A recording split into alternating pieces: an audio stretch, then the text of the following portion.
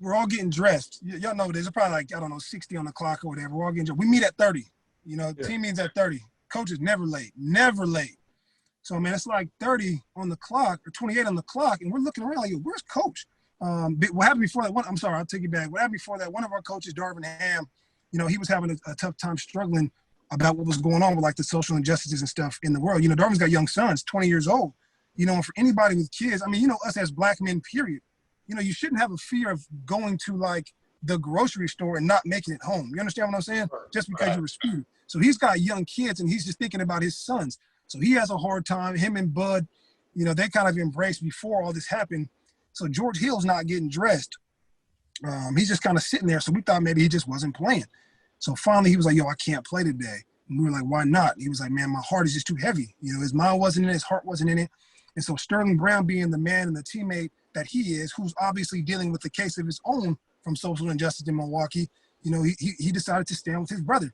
So they came in and they made an announcement like, hey, you know, George has decided not to play because of what's going on, and I'm going to stand with him. They were like, man, if you guys want to go out there and play, you know, we respect it. There's no hard feelings. There's nothing, but I'm going to stand with him. Like, this is what we're going to do.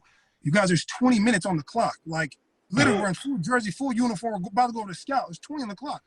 So after Sterling said that, like, the room kind of went quiet, and Giannis gets up and was like, yo, George, you're not playing. I'm standing with you. I'm not playing.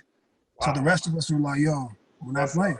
Like, I'm not, like it was like that, like 20 minutes ago.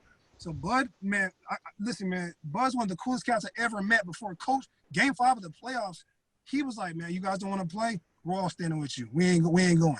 He didn't say nothing else about nothing. Like, basketball he couldn't care less about basketball at this moment. And I have so much respect for him as a man and as a coach to just kind of empathize with black men are going through, you know, in this country. So we all stood together. The NBA basically came in and was like, yo, you guys ain't coming out to warm up. What's going on? So we had to tell them we weren't going to play. So when we told them we weren't going to play, I guess Orlando was out there warming up. And Orlando, much respect to those guys, Coach Cliff, those teammates, those players, and their staff, you know, they decided to stand with us. They were like, if they're not going to play, we're going to. So that's when, like, everybody, like, stopped. So then we stood in the locker room, and we met with a ton of people, man. We talked to the lieutenant governor back in Wisconsin, which was great. We got a chance to speak to George Floyd's parents, which was great.